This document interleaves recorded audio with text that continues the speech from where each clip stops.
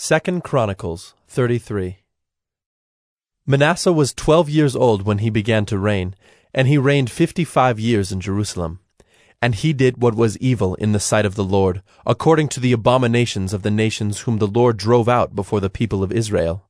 For he rebuilt the high places that his father Hezekiah had broken down, and he erected altars to the Baals, and made Asherahs, and worshipped all the host of heaven, and served them.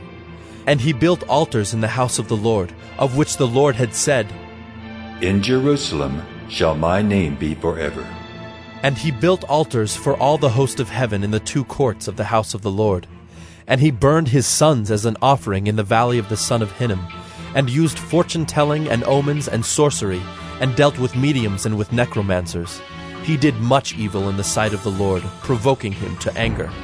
And the carved image of the idol that he had made, he set in the house of God, of which God said to David and to Solomon his son, In this house, and in Jerusalem, which I have chosen out of all the tribes of Israel, I will put my name forever, and I will no more remove the foot of Israel from the land that I appointed for your fathers, if only they will be careful to do all that I have commanded them, all the law, the statutes, and the rules given through Moses. Manasseh led Judah and the inhabitants of Jerusalem astray, to do more evil than the nations whom the Lord destroyed before the people of Israel. The Lord spoke to Manasseh and to his people, but they paid no attention. Therefore the Lord brought upon them the commanders of the army of the king of Assyria, who captured Manasseh with hooks, and bound him with chains of bronze, and brought him to Babylon. And when he was in distress, he entreated the favor of the Lord his God, and humbled himself greatly before the God of his fathers. He prayed to him, and God was moved by his entreaty, and heard his plea, and brought him again to Jerusalem into his kingdom. Then Manasseh knew that the Lord was God. Afterward he built an outer wall for the city of David, west of Gihon, in the valley, and for the entrance into the fish gate, and carried it around Ophel, and raised it to a very great height. He also put commanders of the army in all the fortified cities in Judah. And he took away the foreign gods and the idol from the house of the Lord, and all the altars that he had built on the mountain of the house of the Lord and in Jerusalem, and he threw them outside of the city.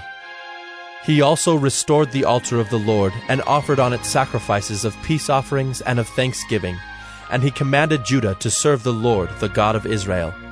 Nevertheless, the people still sacrificed at the high places, but only to the Lord their God.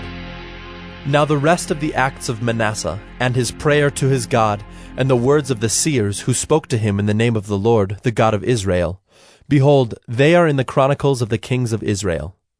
And his prayer, and how God was moved by his entreaty, and all his sin and his faithlessness, and the sites on which he built high places and set up the Asherim and the images, before he humbled himself, behold, they are written in the chronicles of the seers. So Manasseh slept with his fathers, and they buried him in his house, and Amon his son reigned in his place. Amon was 22 years old when he began to reign, and he reigned 2 years in Jerusalem. And he did what was evil in the sight of the Lord, as Manasseh his father had done. Amon sacrificed to all the images that Manasseh his father had made, and served them. And he did not humble himself before the Lord, as Manasseh his father had humbled himself.